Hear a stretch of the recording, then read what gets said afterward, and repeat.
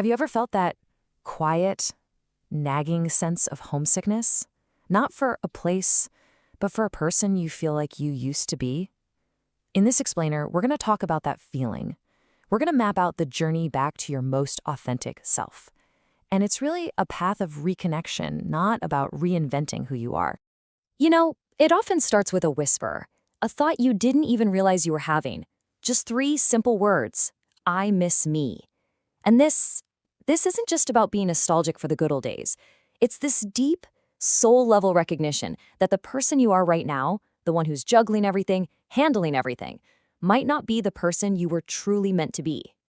Let's just look at this for a second. On one side, you have the survivor self, the one who is so capable, so responsible, strong for literally everyone else. We admire that person, right? But what we miss, what we long for, is the authentic self.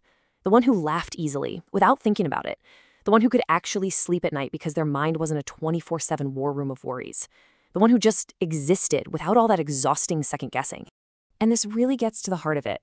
That ache we feel, it isn't for a childhood home or some other place.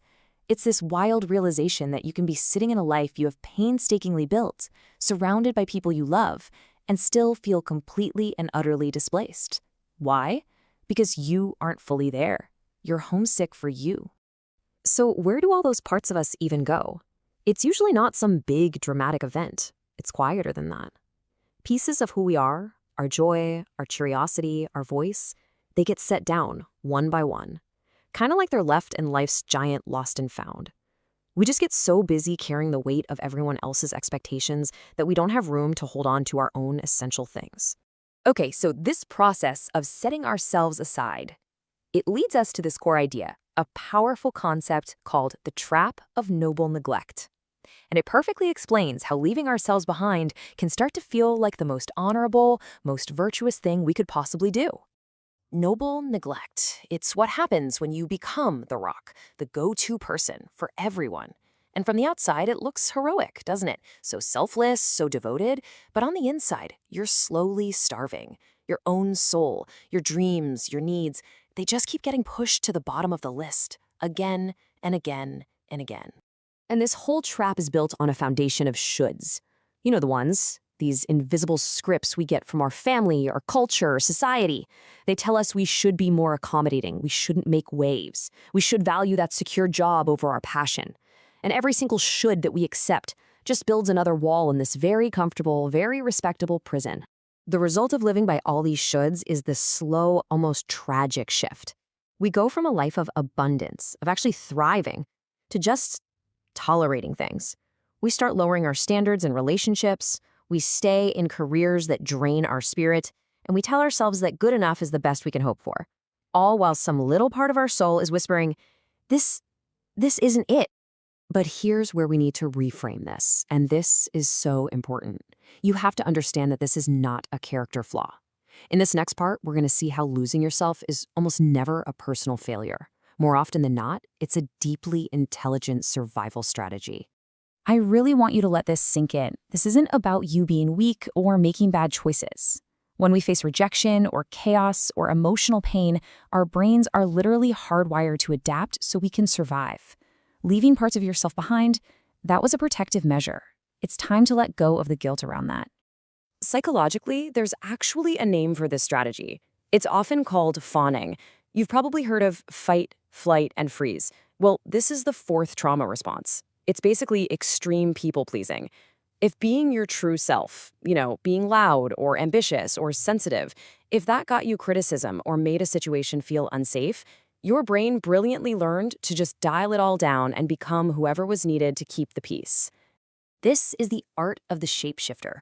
We get so good at reading a room, figuring out the unspoken rules, and just morphing into the person who will get approval or avoid a fight. You might be the super agreeable team player at work, and then at home, you're the unflappable peacemaker. It's a skill, and we perfect it to get by. And we build up this armor in a couple of key ways. First, we learn to expect the worst, right? It's like a preemptive strike against our own hope so we don't get disappointed. And we wear masks. We hide our real sensitivity behind an easygoing persona, or we hide how ambitious we are to be seen as a better team player. And here's the tragically successful part of this whole strategy. It works. The masks do keep us safe. But the cost is huge because over time, that mask can feel like it's fused to our face. It becomes so normal, so second nature, that we genuinely forget the person underneath. We forget there was ever another way to live. But this is not where the story ends. It's just not. The mask can come off. So part 3 is all about that journey back. And it's not some dramatic overhaul. It's a gentle, compassionate path of reconnecting with the self you had to leave behind. You know, the turning point, it's often not some big moment of triumph. It's usually a moment of collapse, just complete exhaustion or a sudden heartbreak, something that forces us to just stop. But this isn't a breakdown. It's a breakthrough. We call this the sacred pause. It's the moment we finally stop running on autopilot. And in that sacred pause, the first question we have to ask ourselves is so simple, but it's surgically precise. Where am I going?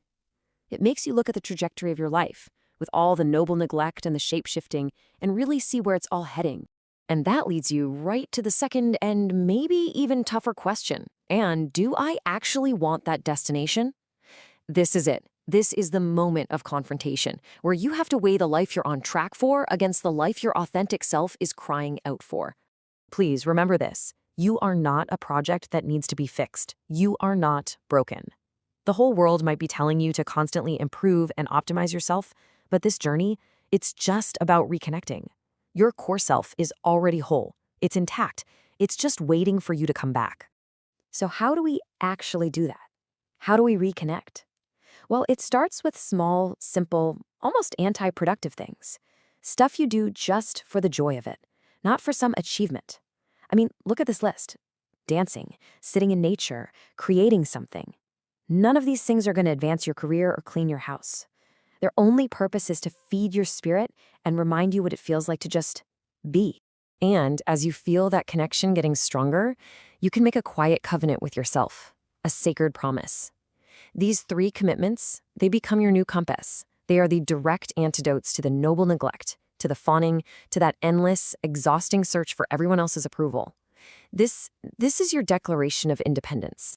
After every single battle you fought, after every chapter that tried to convince you that you needed to be smaller, this journey is about your soul finally hearing the words it's been waiting for. It's not about arriving at some perfect final destination. It's about the profound peace that comes with simply coming back to yourself.